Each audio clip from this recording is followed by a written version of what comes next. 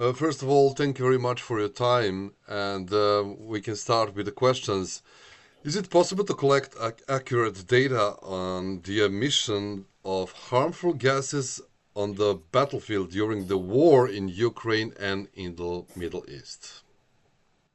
It's very difficult to collect even data on the peacetime military operations and the greenhouse gas emissions and other emissions from those operations because so little data is actually published. It's slowly increasing. More and more militaries are doing it, but in terms of impacts of a war that's ongoing, the data collection is still at a very early stage. There are a couple of studies, one that's looked at the impacts of the Ukraine war and another one that's looked at the impacts of the Gaza war, and they've tried to use various data on things like fires, fuel consumption of militaries whenever there's published data, and sometimes there isn't.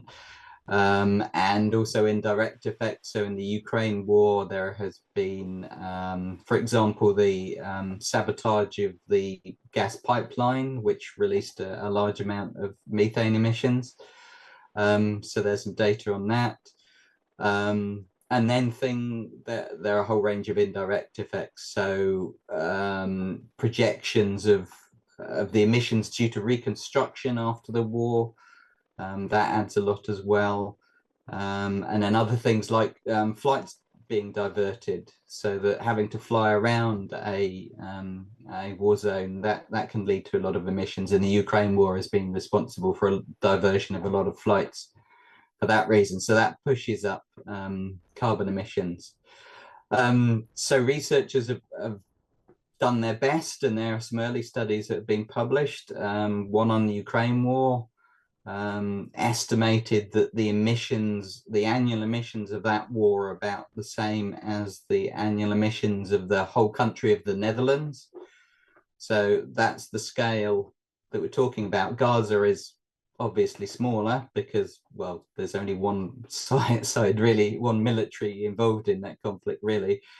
So, but it's still sizable for for the amount of for the amount of activities that are going on in that area compared with civilian activities, for example. So where are we standing now? I mean, comparing the emissions of gases in the military industry in production compared to emission of gases on the battlefield. It's very difficult to come up with broad figures comparing those two. There haven't been any long-term studies of the emissions of battlefield weapons over time. Just as I say, one or two studies in Ukraine and Gaza recently, and the Gulf War in 1990, 91.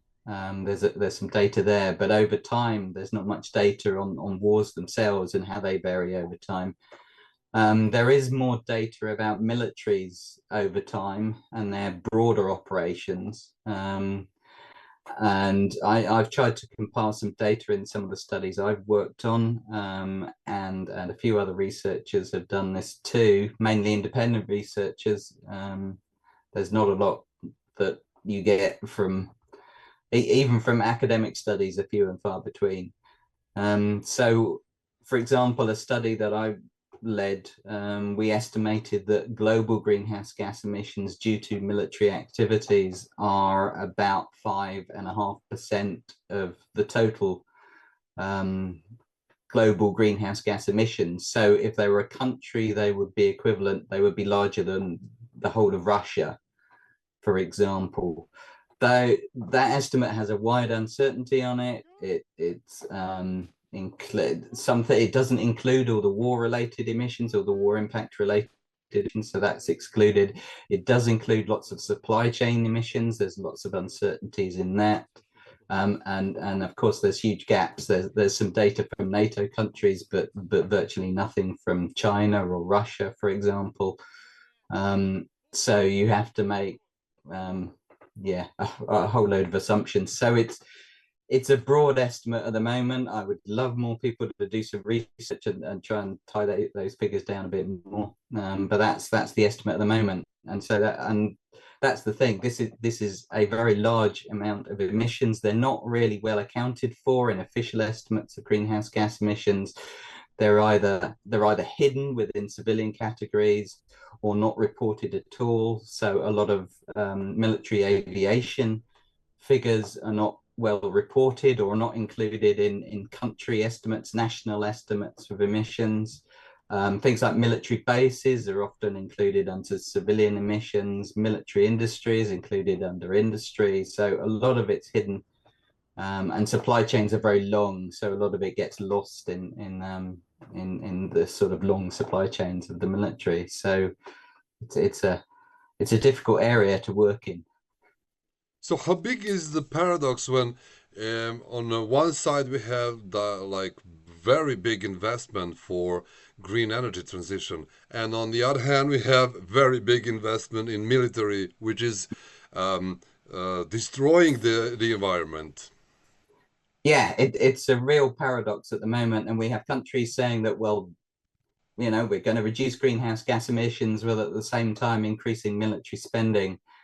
And those two don't work together very well at all. There is some data that points to increases in military spending, increases emissions, and even emissions across the whole nation because of ripple effects in the economy. So it even leads to increases in civilian emissions as a country becomes more dependent on fossil fuels as a result of their military operations. So the two don't sit well together at all, and it's hard to see how you can get to a net zero economy if you've got growing military spending. There are some research, there's some early attempts by militaries to say, well, maybe we can green our military, maybe we can green our weapon systems. That's based on a lot of speculative technology.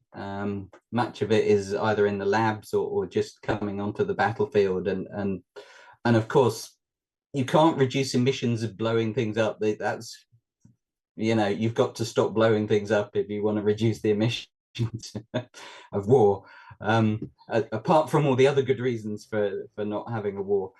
So the end use is virtually impossible to deal with, and then the middle bit of fuel consumption of all the heavy military vehicles, where if you're using them in combat, that's very energy intensive. It's very hard to replace fossil fuels, and then you start to use renewable energies to supply some of this energy consumption, and it's difficult. And if you're going to divert it away from civilian efforts to reduce greenhouse gas emissions, then that's going to drive up costs. It's going to make it harder to reach that target. So it's a really difficult situation. There isn't really an alternative anytime soon to reducing military spending, reducing conflict, reducing the size of militaries. And I appreciate that's a hard thing to ask at the moment, but we have to push for that. What was the missing part in your study? I mean, the data you couldn't reach or include in your study? Oh, there's so much of it. There's only a few Western militaries that have published any data on their militaries, and they tend to be direct emissions. So direct emissions from aircraft or ships or tanks. Supply chain emissions are a big unknown. There's some military arms manufacturers who publish some data. So again, you can extrapolate from that. But again, it's very patchy and often incomplete. Through the UN process of countries reporting on their emissions, on their greenhouse gas emissions of their whole economy, there are exemptions for the military. So lots of military, as I say, lots of military emissions don't get reported at all, or only get reported in very obscure documents that only people like me try and dig out. So it is very hard. There are so many gaps. We do need much more research on this, but we need more action. And we know that military activities are very energy intensive, very carbon intensive. So even without the data, we know that we need to reduce them, and the data will help us understand how quickly and how effectively we can reduce them. Is there any kind of interest for your studying from the governments? Yes, there is some. We gave evidence to a parliamentary inquiry in the UK last year, and we were quoted in the final report of that inquiry. So that was a sign.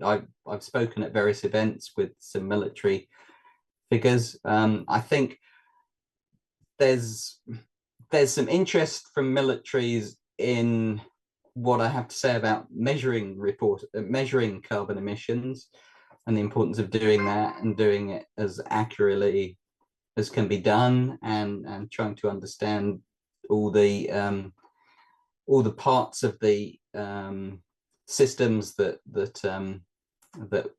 are responsible for military emissions.